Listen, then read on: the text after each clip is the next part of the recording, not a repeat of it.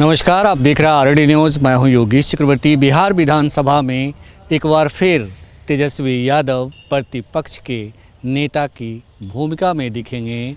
RJD ने उन्हें अपना नेता चुन लिया है और कहा जा रहा है कि तेजस्वी यादव प्रतिपक्ष का नेता नहीं बनना चाहते थे, लेकिन आरजेडी के विधायकों और लालू यादव की दखल ने उन्हें एक बार फिर इस कुर्सी तक पहुंचा दिया। हालांकि बिहार में जिस तरह से एनडीए को प्रचंड बहुमत मिली है और जिस तरह से लालू परिवार का कलह सामने आया है, सतह पर आया है, उजागर हुआ है, उसे देखते हुए ये माना जा रहा था कि तेजस्वी यादव हार की जिम्मेदारी लेते हुए प्रतिपक्ष के नेता की कुर्सी ठुकरा देंगे। लेकिन एक बार फिर वे प्रतिपक्ष की नेता की कमान संभालने को तैयार हो गए हैं। हमारे साथ सीनियर जर्नलिस्ट संतोष जी हैं। आइए इनसे समझते हैं इस पूरे प्रकरण को। संतोष जी, जिस तरह से कयासें लगाई जा रही थी कि भाई तेजस्वी यादव इस बार जो है हार से सबक लेंगे, तो हार से उन्होंने सबक नहीं लिया। प्रतिपक्ष की नेता का अगर कुर्सी पे बैठते हैं तो यही माना जाएगा। देखिए, यह जो कयास लगाई जा रही थी, बेवजह कयास लगाई जा रही थी कि नेता प्रतिपक्ष की कुर्सी नहीं लेंगे। तेजस्वी यादव कुर्सी नहीं छोड़ सकते, जब तक जनता उनको नहीं हटाएगी वो कुर्सी नहीं छोड़ सकते। चाहे लालू परिवार का ही ले लीजिए, राबड़ी देवी का ले लीजिए, चाहे मीसा भारती का, कुर्सी नहीं छोड़ सकते वो लोग। सत्ता नहीं छोड़ सकते, सत्ता के लिए कुछ भी कर सकते हैं। भले उन्होंने विधायक दल की बैठक में कहा कि मैं नहीं बनना चाहता हूँ, उन्होंने भले बोला कि मैं विधायक दल का नेता नहीं बनना चाहता हूँ, लेकिन लालू प्रसाद दूसरी तरफ खड़े हुए कि नहीं, तेजस्वी ही बनेगा। भाई वीरेंद्र ने प्रस्ताव रखा, आलोक मेहता ने समर्थन किया, इस तरह नेता विरोधी दल बन गए। तेजस्वी यादव जब से राजनीति में आया है तब से किसी न किसी पद पे रहे हैं, बगैर पद के वो एक बार भी नहीं रहे हैं। जी। 15 में चुनाव जीतने के साथ उप मुख्यमंत्री बन गए, उसके बाद उप मुख्यमंत्री से हटे तो नेता विरोधी दल बन गए, फिर 20 के चुनाव में नेता विरोधी दल बने, फिर उप मुख्यमंत्री बने, फिर नेता विरोधी दल बने, अब इस बार फिर उप मुख्यमंत्री नेता विरोधी दल बनेंगे।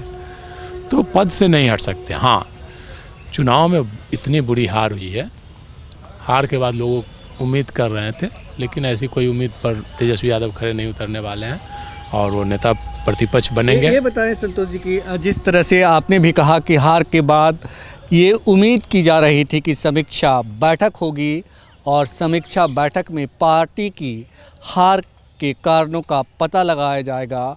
रोहिणी आचार्य ने जिस तरह से सरेआम सड़क पर आकर के संजय यादव, रमीज और तेजस्वी यादव पर आरोप लगाए, बेहद ही गंभीर आरोप लगाए, उसके बाद माना जा रहा था कि इन तमाम सवालों का जवाब आएगा, लेकिन नतीजे ढाक के 3 पात रहे। क्या इसका असर जो कोर वोटर है आरजेडी का उस पर पड़ेगा?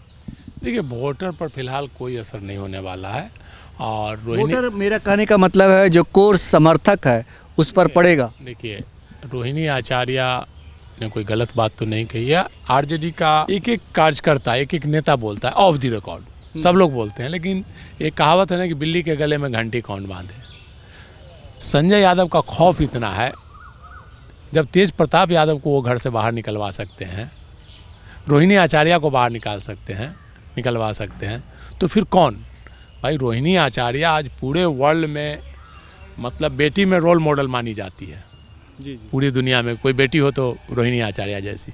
आज लालू प्रसाद जीवित हैं तो रोहिणी आचार्य के बल पर, रोहिणी आचार्य ने अपनी किडनी दी तब वो जीवित है, नहीं तो आज कब के स्वर्ग सिधार गए होते। तो वैसी बेटी को घर से निकाल दिया गया संजय यादव के कहने पर। तो ये तो दुर्भाग्यपूर्ण है और रोहिणी आचार्य ने सही बात उठाई है।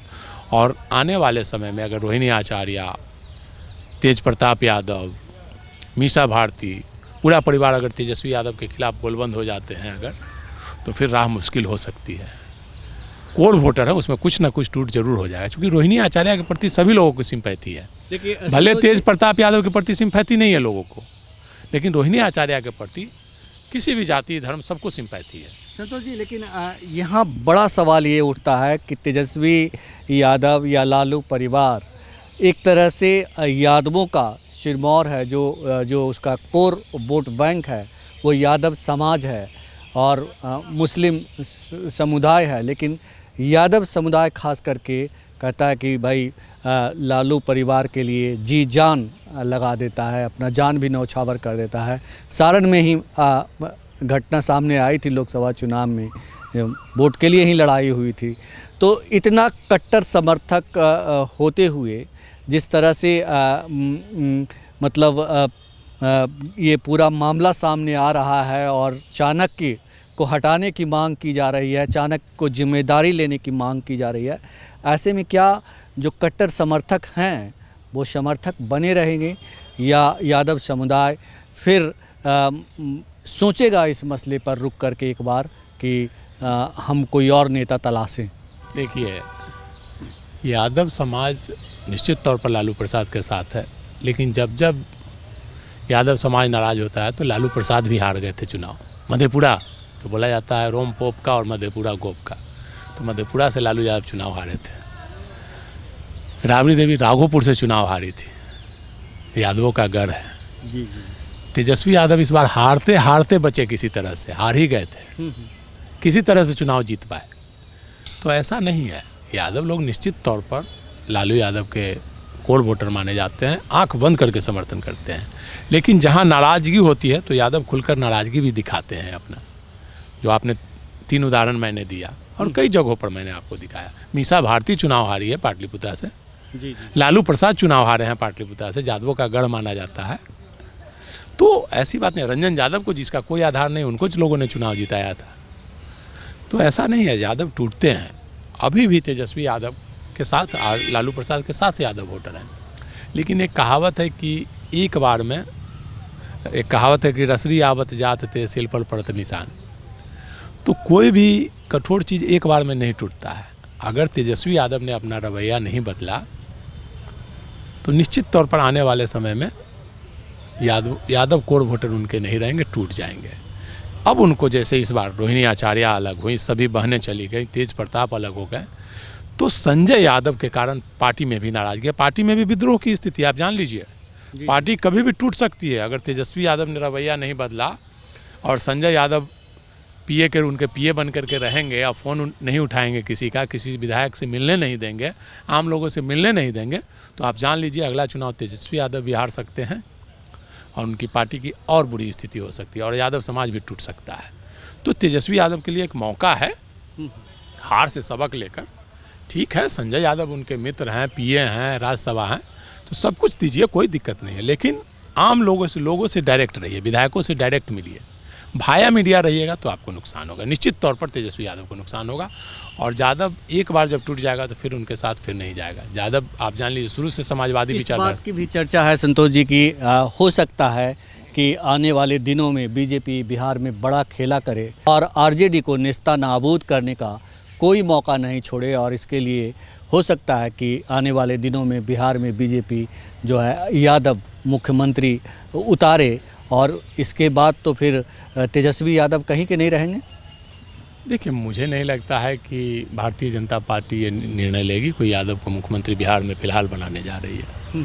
राजनीति में ऐसे कुछ भी असंभव नहीं है, लेकिन अभी जो प्रचंड बहुमत मिला है, अभी नहीं, आने वाले दिनों की मैं बात फ्यूचर में कुछ भी हो सकता है। यही तो मैं कह रहा हूँ कि यादव समाज, कांग्रेस जब सत्ता में थी आज़ादी के बाद से लेकर बिहार यूपी में यादव समाज कांग्रेस के खिलाफ रहा, हमेशा समाजवादी विचारधारा के साथ रहा। 25 सीट हमेशा जीतता था, 30 सीट जीतता था, भले हार जाए, लेकिन यादव समाज कांग्रेस को वोट नहीं करता था।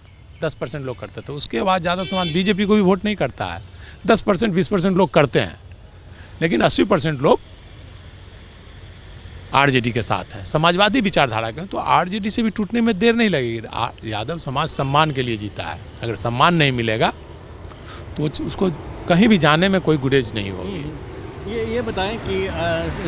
ये बताएं संतोष जी कि जिस तरह से जब आरजेडी के विधायक दल की बैठक हो रही थी और कहा जा रहा है कि उस बैठक में लालू यादव ने जो चुनाव नतीजे के बारे में जब चर्चा हुई तो ऐसा कहा पार्टी के नेताओं से कि भाई तेजस्वी ही पार्टी को अब तक बढ़िया से चलाता आया है, उसे ही प्रतिपक्ष के नेता की जिम्मेदारी दी जाए।